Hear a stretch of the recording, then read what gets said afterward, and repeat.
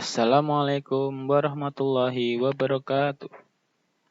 Jumpa lagi bersama saya, Bapak Supriyono. Pada kesempatan kali ini, kita akan membahas materi tentang kelas 6 semester 2, yaitu pada tema 5 wirausaha dengan subtema 2 usaha di sekitarku pada pembelajaran yang ketiga. Dalam pembelajaran ketiga ini terdapat dua muatan pelajaran. Yang pertama yaitu bahasa Indonesia, yang kedua adalah ilmu pengetahuan alam.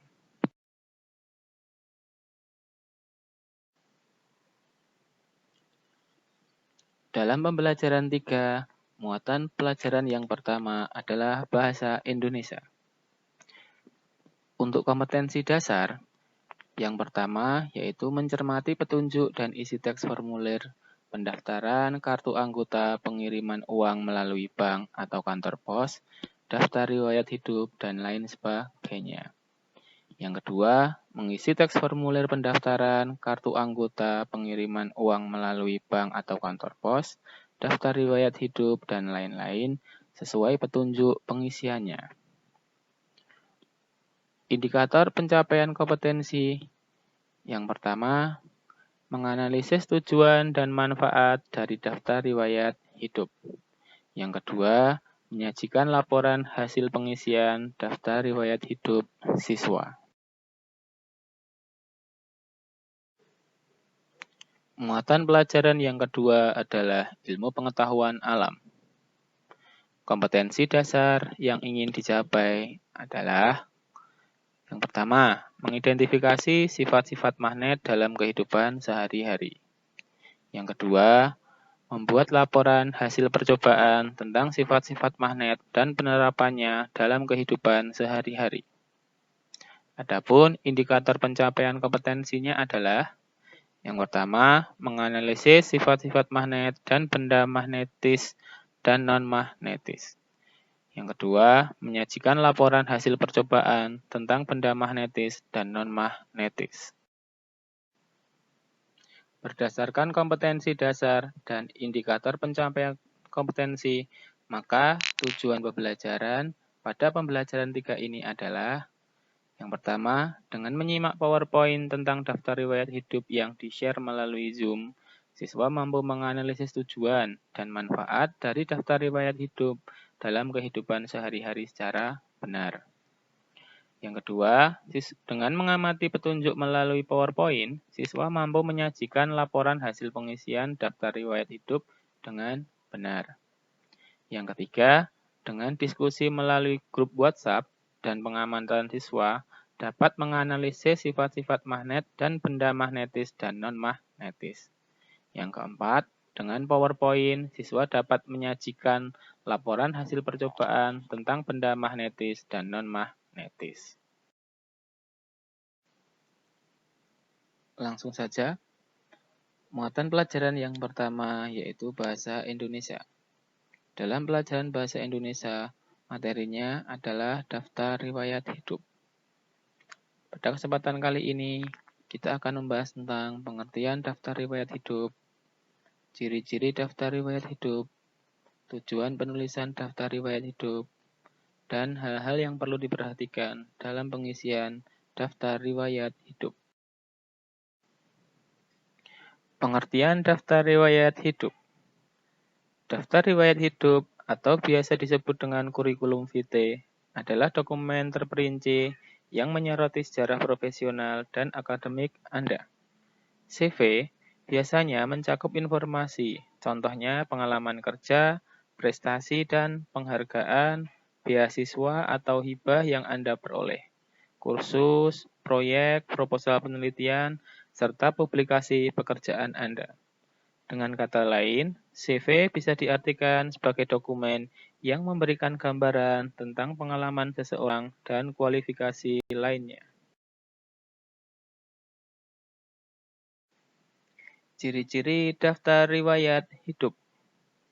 Yang pertama, daftar riwayat hidup harus menggunakan bahasa yang formal dan sesuai dengan EZD atau ejaan yang disempurnakan. Yang kedua, berisi informasi diri yang sesuai dengan pekerjaan yang dilamar. Yang ketiga, memakai desain yang menarik namun tidak berlebihan. Yang keempat, tulisan yang kita buat haruslah rapi.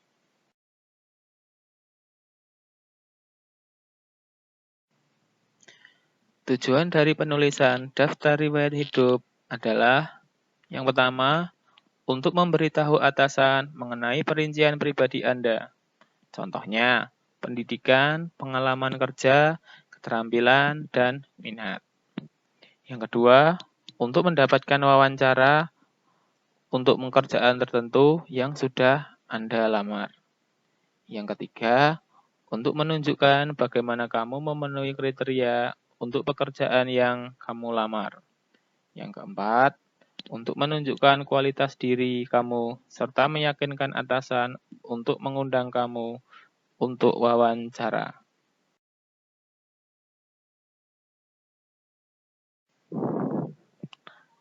Dalam penulisan daftar riwayat hidup, kita harus memperhatikan hal-hal yang sesuai dengan petunjuk penulisan daftar riwayat hidup.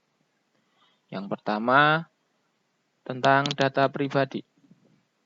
Data pribadi biasanya berisi tentang nama lengkap, alamat, kode pos, nomor telepon, jenis kelamin, tempat dan tanggal kelahiran, kewarganegaraan, dan agama.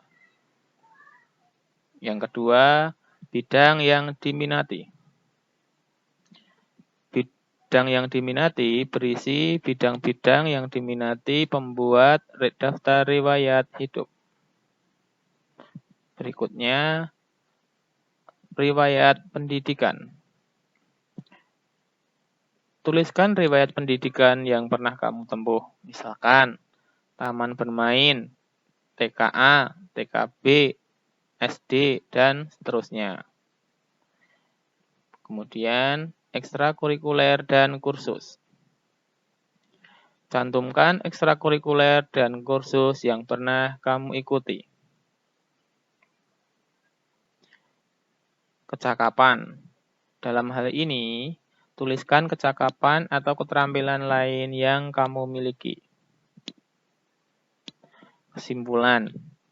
Nah, di dalam kesimpulan, tuliskan di bagian kesimpulan sikap dan keterampilan yang menonjol dalam dirimu yang mendukung bidang yang kamu pilih.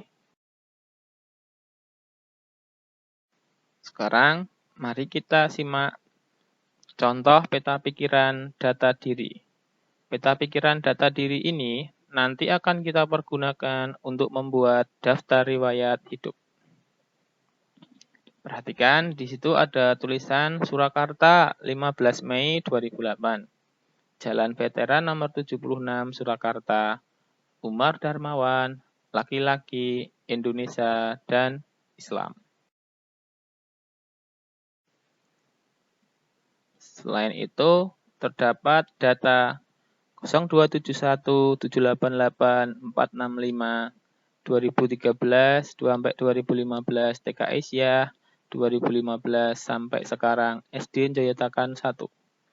AB kepenulisan, menulis cerita dan puisi, klub mading dan pramuka.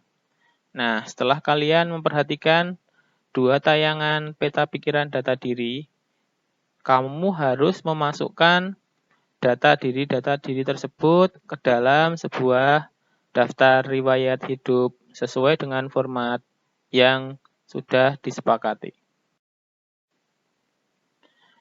Berdasarkan peta konsep data diri tadi, maka contoh penulisan daftar riwayat hidupnya adalah,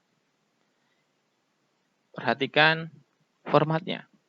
Yang bertanda tangan di bawah ini, nama, pastilah Umar Darmawan. Tempat tanggal lahir, Surakarta 15 Mei 2008.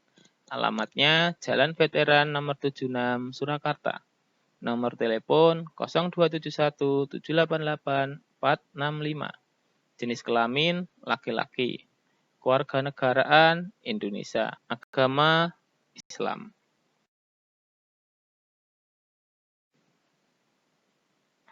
Golongan darah AB, bidang yang diminati kepenulisan, riwayat pendidikan. Yang pertama, dari tahun 2013 sampai 2015 TK Aisyah. Yang kedua, 2015 sampai sekarang SD Joyotakan 1. Ekstrakurikuler, klub mading dan pramuka. Kecakapan, menulis cerita dan puisi. Surakarta, 9 November 2020. Hormat saya, Umar Darmawan. Nah, jangan lupa di antara kata hormat saya dan Umar Darmawan haruslah diberi tanda tangan penulis, yaitu Umar Darmawan.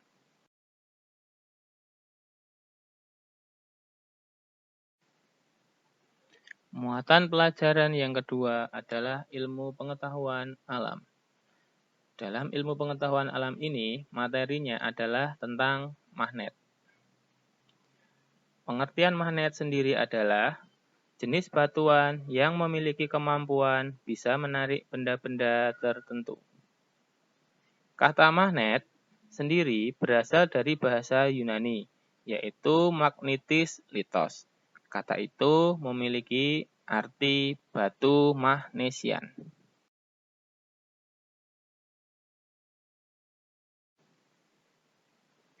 Sifat-sifat magnet.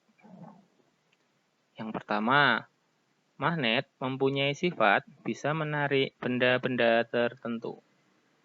Yang kedua, magnet mempunyai dua kutub, yaitu kutub utara dan kutub selatan.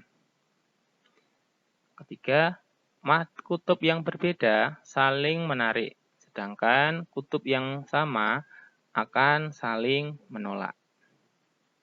Yang keempat, gaya magnet bisa menembus penghalang. Berikutnya, terdapat jenis-jenis magnet. Yang pertama, magnet alami. Magnet alami artinya magnet yang benar-benar merupakan batuan yang ditemukan dari dalam perut bumi. Yang kedua, magnet buatan. Untuk magnet buatan, terdapat 3 buah cara untuk membuat magnet.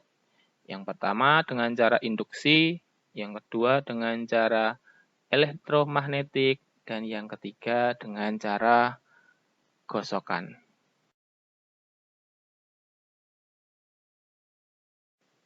Selain itu, terdapat bentuk-bentuk magnet yang sering kita jumpai. Yang pertama, magnet ladam atau biasa disebut dengan magnet tapal kuda. Yang kedua, magnet batang. Yang ketiga, magnet U, karena magnet ini berbentuk U.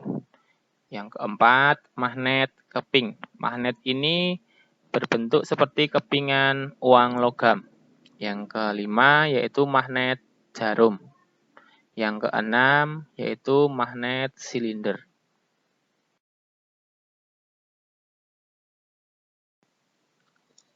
Benda magnetik adalah benda-benda yang terbuat dari bahan-bahan yang mengandung unsur magnet atau logam yang dapat berinteraksi dengan magnet.